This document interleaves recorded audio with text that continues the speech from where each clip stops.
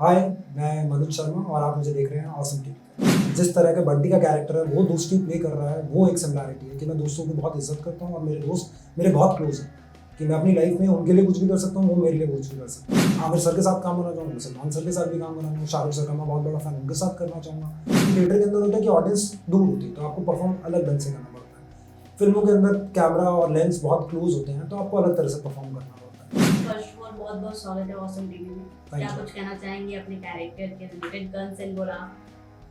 तो मेरा कैरेक्टर नाम बंटी है, जैसे आपने शो में देखा होगा। उस कैरेक्टर में और मनोज में बहुत डिफरेंट है। मतलब वो गैंगस्टर है, जो मैं गैंगस्टर नहीं हूँ, मैं आता हूँ फर्स्ट ऑफ ऑल। और दूसरा, उस कैरेक्टर के साथ बड़ा क्वर्क जुड़ा हुआ है, जिस तरह के वो लाइफ के अंदर उस तरह से है।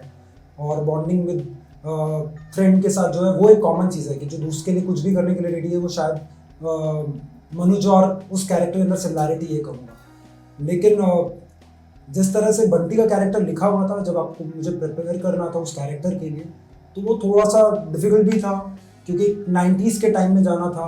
क्योंकि 90s के टाइम पर ऑब्वियसली मैं रहा हूँ, लेकिन मैं बहुत छोटा था उस तरह की दुनिया में और सारी चीज़ें एक नॉस्टैल्जिक फीलिंग थी। तो मैंने कुछ 90s की चीज़ें देखना शुरू करा और पुरानी चीज़ों को याद करना शुरू करा कि किस तरह मैं स्कूल में था या आसपास क्या चीज़ें घट रही थी। और वहाँ से दोबारा से वो चीज़ें एंटर हुई लाइफ के अंदर और फिर 90s में जाने में बहुत मज़ा आने लगा, चाहे वो टेप रिकॉर्डर हो या पुराने गाने हों और जो आप मिस करते हो आज भी। तो वहाँ से बंटी के कैरेक्टर को एक अलग वेरिएशन मिलता चला गया। अब बात करें आपके कैरेक्टर रोल की, आपके रियल लाइफ रोल की, कितने डिफरेंस रहे हैं उन दोनों में, कितनी सिमिलैरिटी रही है आपके लिए? नहीं, मैं वही कहूँगा कि बंटी का कैरेक्टर मेरे कैरेक्टर से, मतलब मनोज के कैरेक्टर से बहुत अलग है। एक चीज़ कॉमन है लेकिन उसके अंदर, वो है फ्रेंडशिप। जो मैं अपने दोस्त और मेरे मनोज के दोस्त हैं, जो मैं अपनी बात करूँ कि मेरे जो दोस्त हैं और जिस तरह के बंटी का कैरेक्टर है वो दोस्ती प्ले कर रहा है, वो एक सिमिलैरिटी है कि मैं दोस्तों की बहुत इज्जत करता हूँ और मेरे दोस्त मेरे बहुत क्लोज हैं कि मैं अपनी लाइफ में उनके लिए कुछ भी कर सकता हूँ, वो मेरे लिए कुछ भी कर सकते हैं। वो उस तरह का बॉन्ड है। तो बंटी और मेरे अंदर एक ये सिमिलैरिटी थी। उसके अलावा सारा, वो गैंगस्टर है, वो मैं रियल लाइफ में गैंगस्टर नहीं हूँ और सारी चीज़ें, वो गन वन चला रहा है जो मैंने कभी नहीं चलाई थी। तो वो भी एक अपने आप में फैसिनेट करता है कि गन कैसे चलानी है।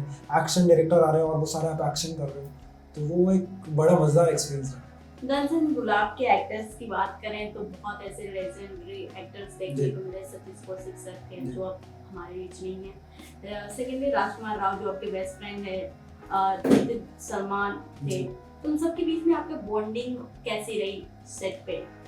सेट पे बहुत अच्छी बॉन्डिंग रही और ये सब लोग इतने बड़े स्टार हैं, इतना अच्छा काम कर रहे हैं, लेकिन वो बहुत ज़्यादा गिविंग है। वो आपको सब बहुत प्यार से और बहुत अच्छे से करते हैं। वो एज एन को एक्टर बहुत रिस्पेक्टफुल है, वो अपने सामने वाले को एक्टर की बहुत रिस्पेक्ट करते हैं। तो राज भाई के साथ बहुत मज़ा आया। आदर्श गौरव बहुत अच्छे हैं, वो उनके साथ मेरे पास बहुत अच्छी बॉन्डिंग हुई। दुलकर सर, उनके साथ बहुत मज़ा आया।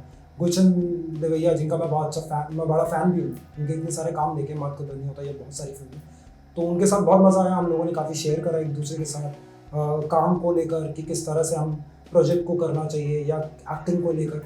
तो बहुत मज़ेदार एक्सपीरियंस रहा इन सब एक्टर्स के साथ। मनोज, आपकी जर्नी की बात करें, आपके स्क्रिप्ट चूजिंग की बात करें तो बहुत आप चूजिंग रहे हैं स्क्रिप्ट पे। तो पहले से आपका सिलेक्ट करते हैं कि नहीं मुझे इस एक्ट के लिए मैं परफेक्ट हूँ, या फिर आपका कुछ भी प्लान रहता है स्क्रिप्ट के अकॉर्डिंग? देखिए, एज एन एक्टर से मैं थिएटर से बिलोंग करता हूँ, तो थिएटर करने में बहुत मज़ा आता है, अलग अलग कैरेक्टर करने में बहुत मज़ा आता है। तो मैं हमेशा से उसी में रहा हूँ कि आपको अलग जर्नी करने को मिले एज एन एक्टर, उसकी साइकोलॉजी पे काम करने को मिले, उसके बैक स्टोरी पे काम करने को मिले कि आप किस तरह से उस कैरेक्टर को जीना है। तो वो जितने अलग कैरेक्टर होते हैं आपके प्रीवियस कैरेक्टर से, तो वो और ज़्यादा मज़ा देते हैं, वो और एड्रेनल रश देते हैं कि आपको उस कैरेक्टर को किस तरह जर्नी पे लेके जाना है। तो मेरा हमेशा से यही रहा है कि कोई भी कैरेक्टर आए उसे किस अलग तरह से, अलग ढंग से प्रेजेंट कर सकूँ और वो बहुत ही ज़्यादा नेचुरल हो और आसपास की दुनिया से उठा कर ले रखा हो कि आपके आसपास ऑब्जर्व करके मेजरली कि आसपास कौन लोग हैं, किस तरह से ऑब्जर्व करके हर कैरेक्टर के साथ सिमिलर ना लगे कि आप जो कर रहे हो। और नहीं तो अदरवाइज आप भी बोर हो जाओगे करते करते और ऑडियंस भी बोर होगी। मनोज, हम जानना चाहेंगे, जिस तरह आपकी फिल्में, अगर हम बात करें फिल्मों की, तो आपने अमिताभ बच्चन, सैफ खान, रोशन, राजकुमार राव ऐसे लेजेंड एक्टर के साथ काम कर चुके हैं। अब कोई प्लान है कि अब मुझे किसके साथ काम करना है? सलमान खान अब देखिए मैं काम तो सबके साथ करना चाहता हूँ, ऐसा नहीं है कि कोई मैंने चूज़ कर रखे कि मुझे इनके साथ काम करना, मुझे सबके साथ काम करना, लेकिन अच्छी स्क्रिप्ट आए, अच्छा रोल आए, ये ज़्यादा चाहूँगा मैं करने के लिए। ऐसा कोई वो नहीं है कि मैं आमिर सर के साथ काम करना चाहूँगा, सलमान सर के साथ भी काम करना चाहूँगा, शाहरुख सर का मैं बहुत बड़ा फैन, उनके साथ करना चाहूँगा। फहद फाजिल एक्टर है, मुझे वही बहुत पसंद, मुझे इतने सारे एक्टर हैं, इतने अलग अलग एक्सपीरियंसेस हैं उनके साथ कि काम तो मैं करना चाहूँगा, लेकिन मेनली है वो स्क्रिप्ट और वो कैरेक्टर कैसा है।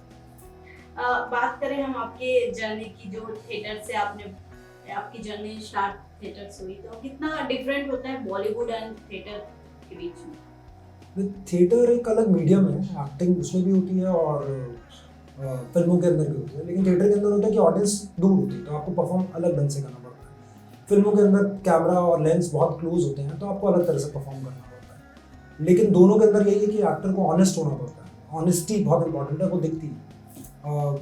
तो मैं यही कहूँगा कि थिएटर और दोनों अलग मीडियम है, आपको दोनों को अलग ढंग से लेना चाहिए। कि थिएटर में एकदम से रिस्पॉन्स मिल जाता है अगर आप परफॉर्म कर रहे हो, लाइव परफॉर्मेंस होती है। फिल्म के अंदर आप करते हो उसे 6 महीने, साल भर बाद या 1.5 साल बाद वो फिल्म आती है, तब आपको रिस्पॉन्स मिलना शुरू होता है।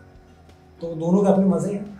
हाल ही में कल हमारे चंद्रयान सक्सेसफुल हुए, और जिस तरह हम क्रिकेट का वेट करते हैं 1 बॉल 2 रन, उस तरह कल पूरी इंडिया समय का वेट कर रही थी। 6.4 पे हमारा चंद्रयान लैंड किया चंद्रमा पे।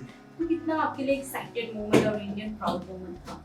मैं बहुत प्राउड फील कर रहा था, और मैं इनफैक्ट मैं भी बैठ के देख रहा था, लाइव देख रहा था, क्योंकि इतना बड़ा मोमेंट है हम इंडियन हिस्ट्री के लिए, वर्ल्ड के लिए, कि हम लोगों ने यहाँ से वहाँ तक की जर्नी करी है। बचपन में हम चंद्रमा मामा दूर के बोलते थे, लेकिन अभी आपको लगता है कि आप चंद्रमा में पहुँच गए।